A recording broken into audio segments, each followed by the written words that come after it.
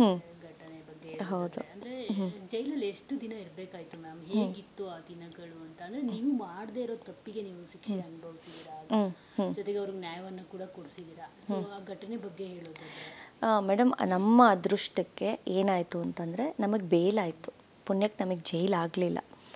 ಅವತ್ತೇನಾಗುತ್ತೆ, ಕಣ್ಣನ್ನು ಏನು ಕಳ್ಕೊಂಡಿರ್ತಾರೆ ಪಾಪ, ಅವ್ರ ಪರವಾಗಿ ನಾವು ಮತ್ತು ನಮ್ಮ ಜೊತೆಗೆಲ್ಲ 12 ಜನ ನಾವಿರ್ತೀವಿ. ಮಹಿಳೆಯರು ನಾವೊಂದು 4 ಜನ, ಮತ್ತು ಇನ್ನೊಂದು ಮಿಕ್ಕಿದವರೆಲ್ಲ ಗಂಡು ಮಕ್ಕಳು, ನಾವೆಲ್ಲ ಆಸ್ಪತ್ರೆಗೆ ಹೋಗಿ ಕೇಳ್ತೀವಿ. ಬಟ್ ಪಾಪ ಕೇಳಿದಂಥ ಸಂದರ್ಭದಲ್ಲಿ ಡಾಕ್ಟ್ರುಗಳು ಹೇಗೋ ಅದನ್ನು ತಿರ್ಚಬೇಕಲ್ಲ ವಿಚಾರನ, ಏನು ಮಾಡ್ತಾರೆ, ನಮ್ಮ ಮೇಲೆ ಹೋಗ್ಬಿಟ್ಟು ನಾವು ಹಲ್ಲೆ ಮಾಡಿದ್ವಿ ಅಂತ ಹೇಳಿ ಕಂಪ್ಲೇಂಟ್ ಕೊಡ್ತಾರೆ. ಅದರಲ್ಲಿ ಅಷ್ಟು ಜನ ಹೋರಾಟ ಮಾಡಿದವರಲ್ಲಿ ನಾನು ಕಲಾವಿದೆ ಆಗಿದ್ದರಿಂದ ಒಂದಷ್ಟು ಅವ್ರಿಗೂ ಕೂಡ ಪಬ್ಲಿಸಿಟಿ ಬೇಕಾಯಿತು.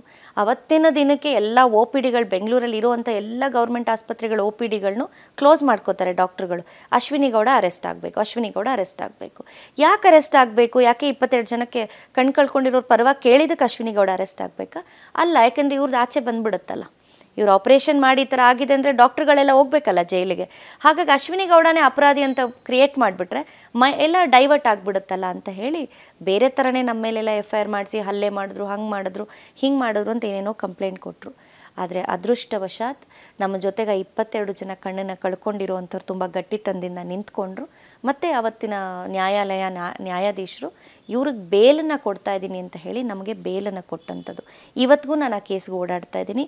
ಇವತ್ತಿಗೂ ಆ ಕೇಸಲ್ಲಿ ನಾನು A1, ನನ್ನ ಜೊತೆಗಿರುವಂಥ 12 ಜನನೂ ಕೂಡ ಪ್ರತಿ ತಿಂಗಳು, ಯಾಕಂದರೆ ಇನ್ನೂ ಚಾರ್ಜ್ ಆಗಿಲ್ಲ ಅದು, ಪ್ರತಿ ತಿಂಗಳು ನಾವು ಕೋರ್ಟ್ಗೆ ಹೋಗಬೇಕಾಗತ್ತೆ.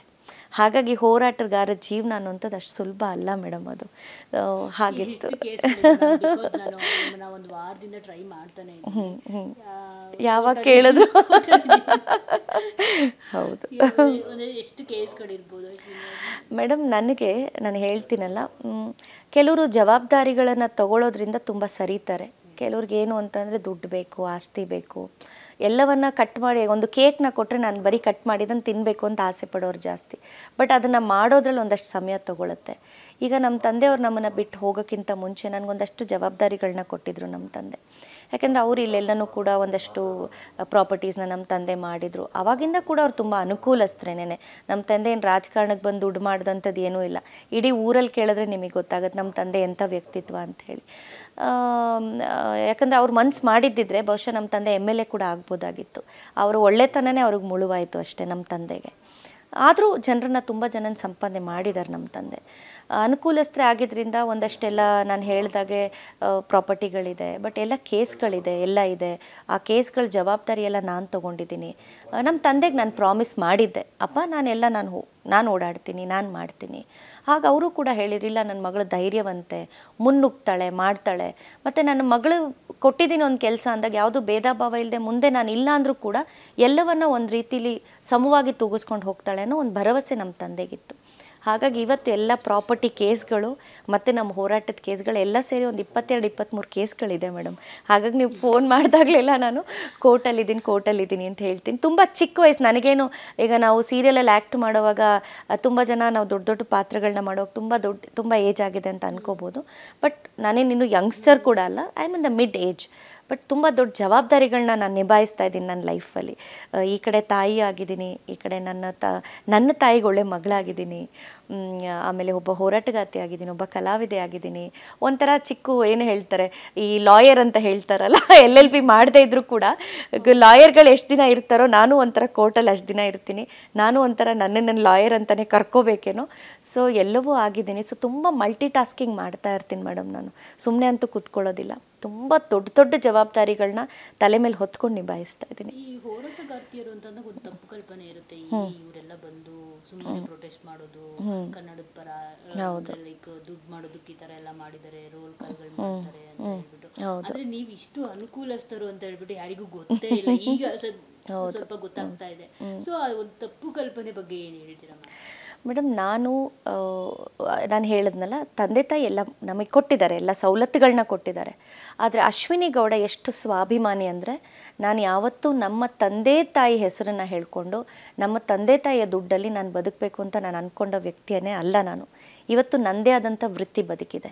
ನೀವು ಎಷ್ಟೋ ಜನ, ಅನೇಕ ಜನ ನಿರ್ದೇಶಕರನ್ನ ಕೇಳಿದ್ರು ಕೂಡ ಅವ್ರು ಹೇಳ್ತಾರೆ ತುಂಬ ಒಳ್ಳೆ ಕಲಾವಿದೆ ಅವರು ಅಂತ. ಯಾಕೆ ಹೇಳ್ತಾರೆ ಅಂದರೆ ತಗ್ಗಿ ಬಗ್ಗಿ ನಡೆಯೋದಕ್ಕೆ ಮತ್ತು ಒಂದು ಒಳ್ಳೆ ವ್ಯಕ್ತಿತ್ವನ ಉಳಿಸ್ಕೊಂಡಿರೋದಕ್ಕೆ.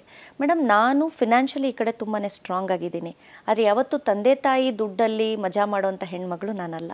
ನಾನು ಎಷ್ಟು ಸ್ವಾಭಿಮಾನಿ ಅಂದರೆ ಇವತ್ತು ನನ್ನ ಕಾರ್ ಲೋನನ್ನು ನಾನೇ ಕಟ್ತೀನಿ, ಇವತ್ತು ನನ್ನ ಮಗನ ಫೀಸನ್ನು ನಾನೇ ಕಟ್ತೀನಿ, ಇವತ್ತು ನಾನು ಯಾವುದಾದ್ರು ಸೋಷಿಯಲ್ ಸರ್ವಿಸ್ ಮಾಡಿದ್ರೆ ಆ ದುಡ್ಡನ್ನು ಅಶ್ವಿನಿ ದುಡ್ದಂಥ ದುಡ್ಡನ್ನೇ ನಾನು ಕೊಡ್ತೀನಿ. ಯಾಕೆ ಅಂದರೆ ಅಪ್ಪ ಮಾಡಿಟ್ಟಿದ್ದಾರೆ ಸರ್, ಯಾರೂ ನನಗೆ ನಾಳೆ ದಿನ ಹೇಳಬಾರ್ದು ಅಪ್ಪನ ದುಡ್ಡಿದೆ ಮಜಾ ಮಾಡ್ತಿದ್ದಾಳೆ, ಅಪ್ಪನ ದುಡ್ಡಿದೆ ಯೂಸ್ ಖಂಡಿತವಾಗ್ಲೂ ಇಲ್ಲ. ನಮಗೆ ಕಷ್ಟ ತುಂಬ ತೋರಿಸಿದ್ದಾರೆ ತಂದೆ ತಾಯಿ. ಹಾಗಾಗಿ ನಾನು ತುಂಬ ಸ್ವಾಭಿಮಾನಿ. ತಂದೆ ತಾಯಿ ಹತ್ರ ₹1 ನೀವು ಕೊಡಿ ಅಂತ ನಾನು ಯಾವತ್ತೂ ಕೇಳಿದಂಥ ಹೆಣ್ಮಗಳಲ್ಲ. ಹಾಗಾಗಿ ಸೊ ಇವೆಲ್ಲವೂ ಇದ್ದರೂ ಕೂಡ ನಾನು ತುಂಬ ಸರಳವಾಗಿ ನನಗೆ ಬರುವಂಥ ಹಾದಿಯಲ್ಲಿ ನನಗೆ ಬರುವಂತಹ ಫಿನಾನ್ಷಿಯಲ್ ದುಡ್ಡಲ್ಲೇ ನಾನು ಇವೆಲ್ಲ ಮಾಡುವಂಥದ್ದು.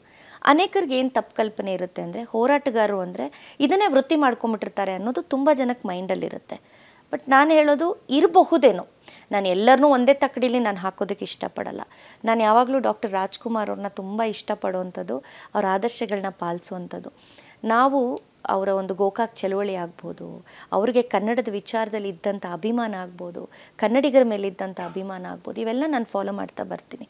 ಆವತ್ತು ಡಾಕ್ಟರ್ ರಾಜ್ಕುಮಾರ್ ಅವರು ಬರೀ ಒಬ್ಬ ಕಲಾವಿದರಾಗಿರಲಿಲ್ಲ, ಈ ಕಡೆ ಗೋಕಾಕ್ ಚಳುವಳಿಯಲ್ಲೂ ಕೂಡ ಆ ಒಂದು ನಿರ್ಧಾರವನ್ನು ತಗೊಂಡು ಗಟ್ಟಿತನದಲ್ಲಿ ಭಾಗಿಯಾಗ್ತಾರೆ ಅಂತಾದರೆ ಅವರಲ್ಲೂ ಒಬ್ಬ ಹೋರಾಟಗಾರ ಇದ್ದರು ಅನ್ನೋದು ನಾನು ಭಾವಿಸ್ತೀನಿ. ಹಾಗಾಗಿ ಆ ಹಾದಿಲಿ ನಾನು ಹೋಗೋದಕ್ಕೆ ಇಷ್ಟಪಡ್ತೀನಿ.